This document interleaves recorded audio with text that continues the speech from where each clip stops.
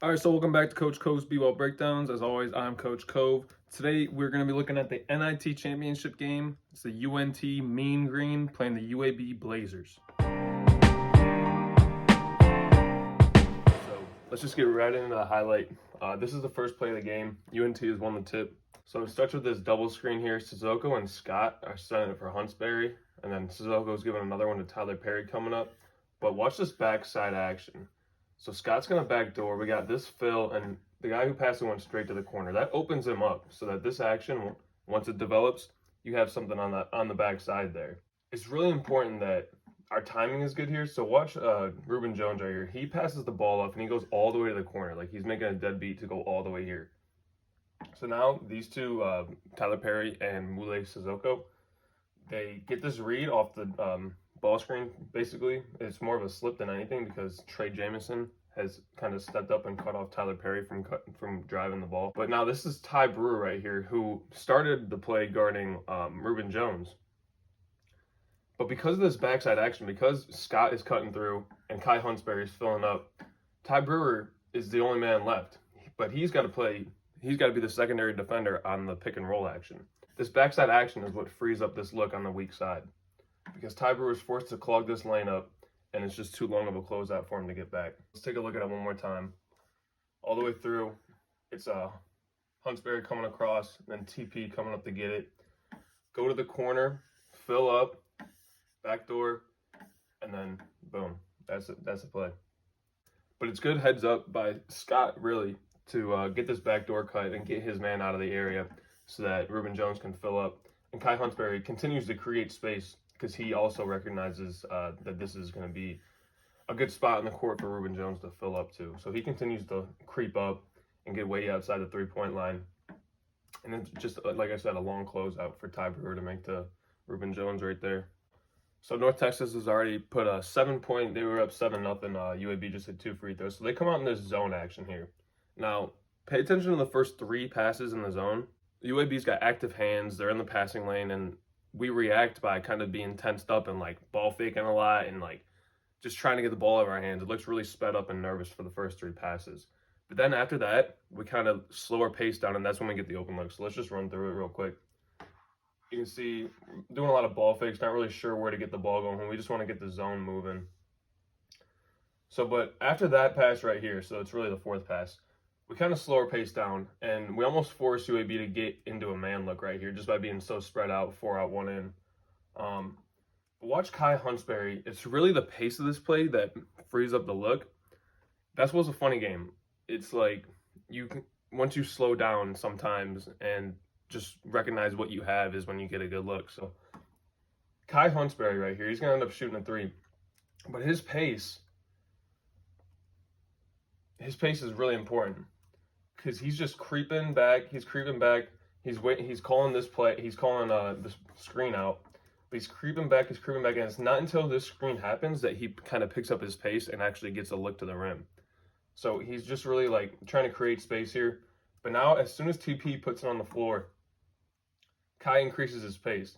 So watch the amount of space that he traveled. He starts out right here after he makes the pass. And by the time the pick and roll comes up, he's only gotten right about to this logo. So he's moved from here to here. Now, in the next couple seconds, next half a second really, when Tyler Perry's driving, he creates just as much space, if not even more, to get to his spot. And that's just because Jordan Walker right here, he kind of reads him. And as soon as Jordan Walker makes a play to stop Tyler Perry's drive, Kai Huntsberry recognizes that he has to increase his pace and gain more ground so that it's a farther closeout for Jordan Walker. So we'll watch it right through. It's slow, not a whole lot of space created, and then boom. Those 2 little shuffle steps are all he needs to get the amount of space. So Jordan Walker steps towards the middle, and then Kai gets the first of his 2 little shuffles, and then he steps into his shot with another big amount of space created into the jump shot. Hopefully you can see what I'm talking about. He goes from here to here, and then here all the way to here just about. Really just a good job by North Texas to kind of stay patient in the zone, take what you're given, and then get a good look off of it by being fundamental with your footwork and your shot creation. So this next play is the epitome of why this was such a good game. These two teams are conference foes. They played each other 3 times in the regular season. I'm sorry, 2 times in the regular season, 1 time in the conference tournament. North Texas won the 2 regular season matchups, and then in the conference tournament semifinal, UAB came out with like a 9-point dub. So this is their 4th time playing each other, and everything's on the line in this one. The reason that this is kind of like the epitome of this game, this play, is you got the smallest guy on the court, Tyler Perry, going at the biggest guy for UAB, Trey Jamison. And it's kind of just like mano-y-mano, and I'm going to go at your strengths, or I'm going to go at your weaknesses and play to my strengths because I know them. We've played each other 3 times this year. So Tyler Perry's not timid at all about going right at Trey Jamison. And then we get a scrap for the loose ball over here, which is really just high energy, good battling. This game was very close, and very high energy and high intensity for 40 minutes. So in addition, we got guys playing with broken hands.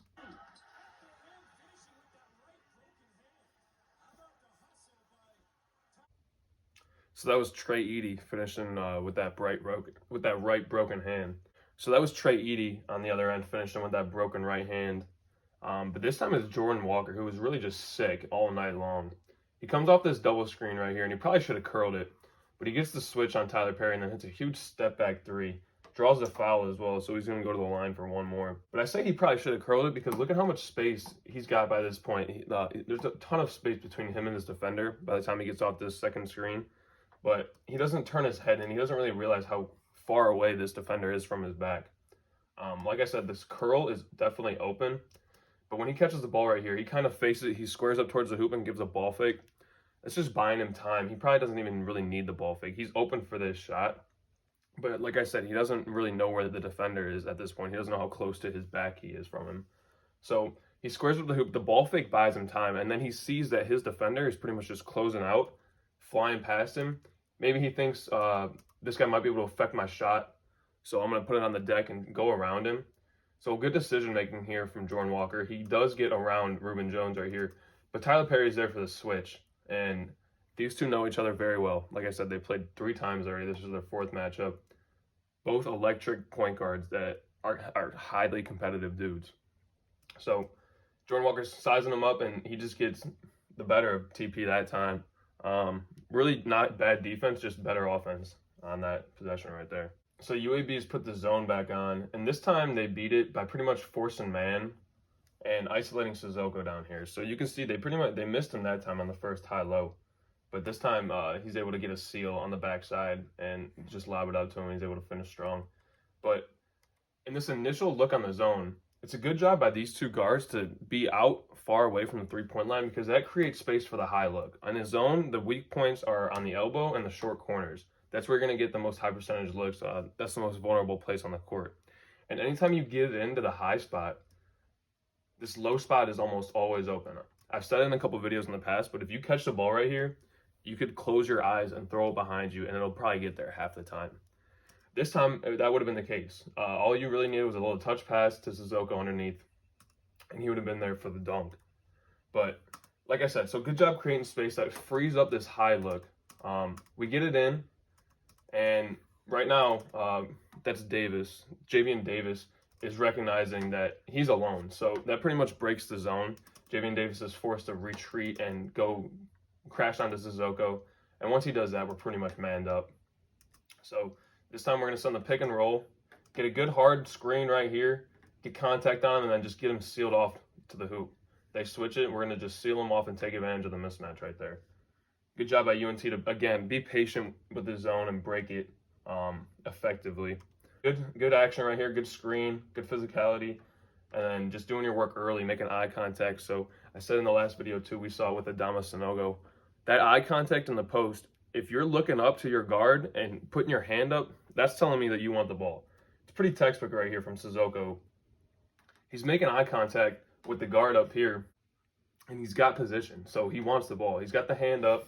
And all Scott's going to do is throw it right to that hand. So this is the next big sequence here in this game. UNT is able to get out and run a little bit because of poor decisions like that one from UAB. You never save the ball under your own hoop because then that just puts you at a disadvantage on the other end right away. This is Eric Gaines, number 4. He was kind of like the missing piece in the recipe for UAB in this NIT championship game. He's usually a 10 to 12, 15-point scorer some nights. He was 0 for 3 from deep in this one. He only had 4 points. Coming in from the NIT previous rounds, he was averaging close to 12, and he was scoring like 10, 11, 15. And this game, he just didn't hit shots, and that really affected what UAB was trying to do on the offensive end. He was a huge piece that they weren't able to rely on this end of the court. So on this possession, again, contested jumper, and it's an air ball, so we save it underneath our own hoop, and now it's 5-on-4 again. And UNT does a good job of running the break here, and that's Jaden Martinez cleaning up the missed layup from Reuben Scott. Just back-to-back possessions, taking difficult jumpers and saving the ball underneath our own hoop that is pretty much giving layups to UNT. So on this possession, I want you to watch number 3, Tavian Levin, and number 23, Matt Stone for UNT. So Matt Stone is helping a lot off. Tavian Levin's only like a 32% career shooter from the three-point line, maybe even lower than that. I have 29% written down. So he helps off a lot when the ball is off of Levin. You can see the first time, and then Levin's going to go at him 3 different times and try and get a look. Again, he's helping off a lot, so Levin gets in there again. He tries to get a look, and now Matt Stone's just out of position. So for the 3rd time, he's able to get his man beat. So it can be really helpful to sometimes break the game into like 5-minute increments, especially if you're down 10 coming out of the half or something like that. You set a goal to get it down to maybe 4 within the first 5 minutes, or get it down to 4 by the 10-minute mark. So it can be really helpful to do that. And when you do that, usually the most important kind of quarters within the game are the first 5 minutes and the last 5 minutes of each half. So we're going to watch the first 5 minutes of this second half. And Jordan Walker right here, number 10, pretty much puts on the highlight reel. It kind of takes over those first 5 minutes and gets his team back in the game. So it starts off with this behind-the-back look right here. That's going to Buffett. So also another thing to notice kind of in this first couple possessions, UAB on the defensive end now, and they've really started tightening up on Tyler Perry right here. They're not going to allow him to get the ball as much as he's going to want in the second half. And what that does is it kind of frees stuff up for UNT. It frees stuff up for other guys because Jordan Walker has to be so attached at the hip to Tyler Perry on the three-point line. But the same kind of goes on both ends of the court, because now Jordan Walker, there he is, he's going to come down here and hit a step-back 3 on Kai Huntsberry, and he becomes a real threat in the second half in these first couple of possessions. He kind of establishes himself as the focal point of the offense going forward. So on the defensive end, he's guarding Tyler Perry again. He's going to get a steal and a low layup and come away with 5 of the first 7 points of the half for UAB. And all of a sudden, within the first 2 minutes, you got down to a 2-possession game. That's exactly what you want to do coming out of the half. And Jordan Walker has pretty much just stepped up to make that happen. Aaron Scott gets a bucket on the other end. He's got 10 points, 4 of 7. But here's Jelly Walker again, making the right pass, finding Buffett again on the wing. Just a quality skip pass there, taking what the defense gives you. And like I said, since he's already established himself as a really focal point of the offense, look how much gravity he's given here. Everyone's got their head turned to Jordan Walker. They're all trying to make a play on him, and they're all waiting to see what he does. And that's a recipe for disaster on the defensive end of the thing. You have to kind of dictate what you want him to do and what you're giving him. On this play, you're just giving him too much, and he takes exactly what you're going to give him. And it's a good shot there from Buffett. And now he's assisted on 6 points, scored the other 5. UAB has 11 early points, and it's Jordan Walker's season. Okay, he turns it over there, so he's got to get it back. KJ Buffett's able to pick him up, and now we're running on transition again. See if he makes the right play. Gets to the hoop strong. There you go. See, you make up for that turnover right away. So this time he gets fouled on the 3, and he's going to go to the line. I believe he only hits 1 of the 3, but that caps off a 16-4 run to open the half for UAB. And within the first 5 minutes, you've already tied the game up. So mission accomplished coming out of the locker room at halftime. So this is really a textbook example of how to get a post player open underneath the hoop. Watch Javian Davis right here. Now Jordan Walker's coming off this screen, and if it's good, it's going to get the UNT player out of position because Javian Davis already has the baseline on him. So if this screen is good, which it looks like it's going to be because Jordan Walker is directly underneath the hoop and he's going to come off shoulder to shoulder on this. But the angles are set good because Javian Davis is pretty much squared up to the sideline and Jordan Walker is coming from straight underneath the hoop. And so we run shoulder to shoulder off of it. And now, like I said, look, this defender right here is forced to kind of step up. He feels that it's his responsibility to step up and stop the ball right here. And that is what is able to free up this look on the baseline. Now, if that doesn't happen and say this defender's on the back side of Davis, he's got the baseline on him, he's not going to feel as responsible for this curl action. So, because the screen is good, the defender that's guarding Davis right here, this is Jaden Martinez, he feels it's his responsibility to step in the lane and kind of guard this curl action. Now, just to reiterate, if he was on the back side of Davis, if he had the baseline positioning on him, he would be less likely to feel like it's his responsibility to step up and put a hand up.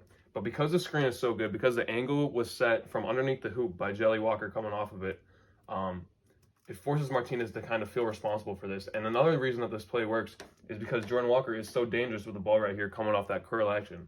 Notice how he draws three guys. The initial defender who was guarding him, Tyler Perry's there to step up, and Jaden Martinez. And Jordan Walker does a good job of reading it and delivers the bounce pass on time, in rhythm, and in a good spot for his teammate to go up and score. So this is going to become a huge storyline in the last 2 minutes of the game. You can see it's really close to a shot clock violation here. I'm going to turn the sound on so you guys can hear.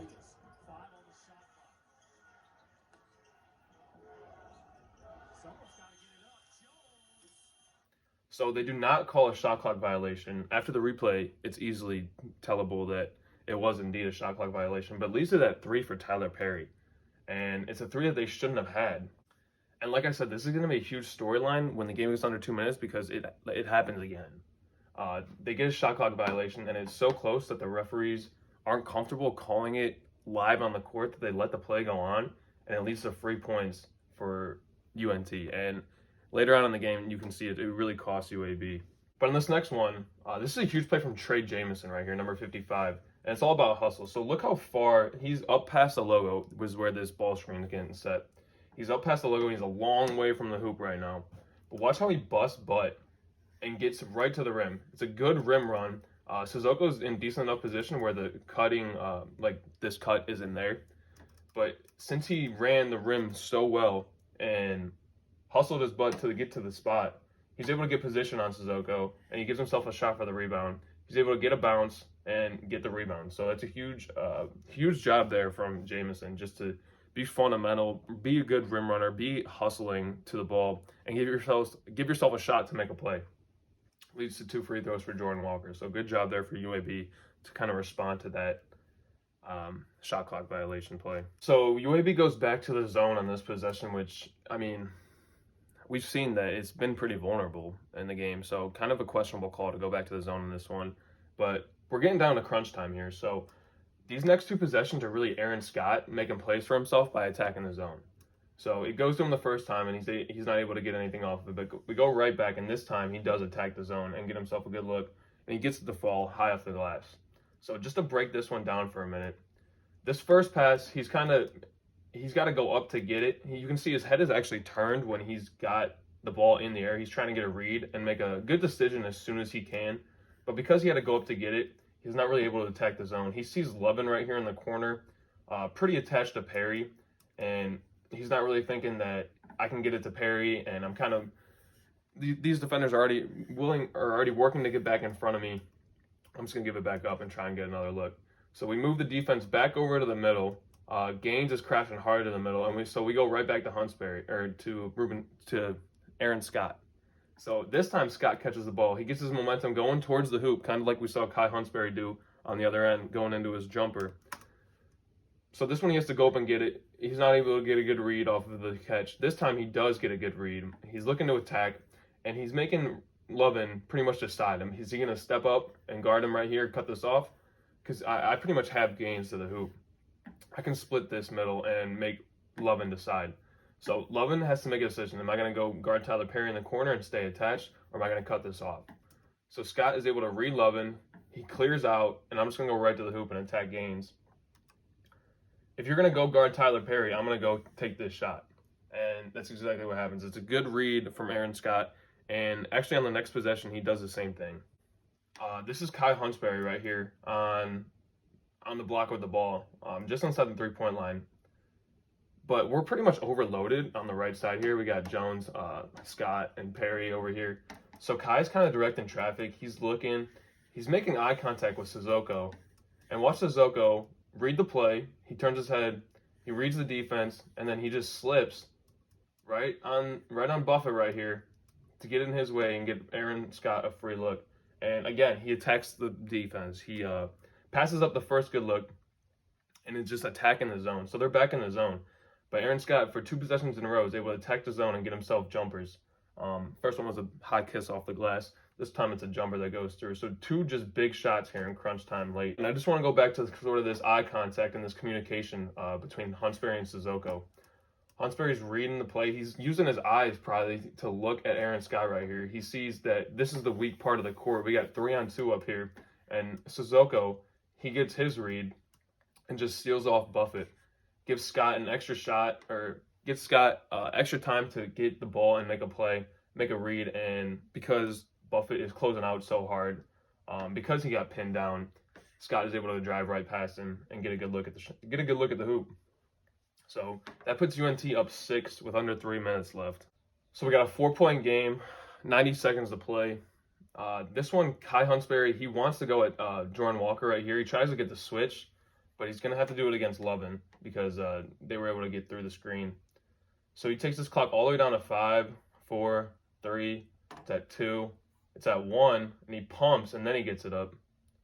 How can they do that to me, dude? So he pumps, and then he goes, and it's late getting off, but again, we get the rebound. And UAB, they can't believe it.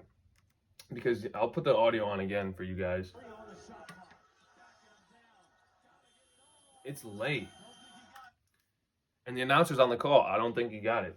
It's extremely late. And now UNT is able to run off another 20 seconds. And they end up getting 2 points as well. So really just huge 2 calls right there that don't go UAB's way, that really impact how this result happened. They really impact the result of this game. Tyler Perry, honestly, a really good shot right there. He comes down on the next trip and hits the dagger. Not to spoil it or anything, but it's a pretty amazing shot on the next possession right here. So UAB is going to the line. They hit both their free throws. But here's Tyler Perry, just putting a nail in the coffin, being that guy for UNT and stepping up in his moment.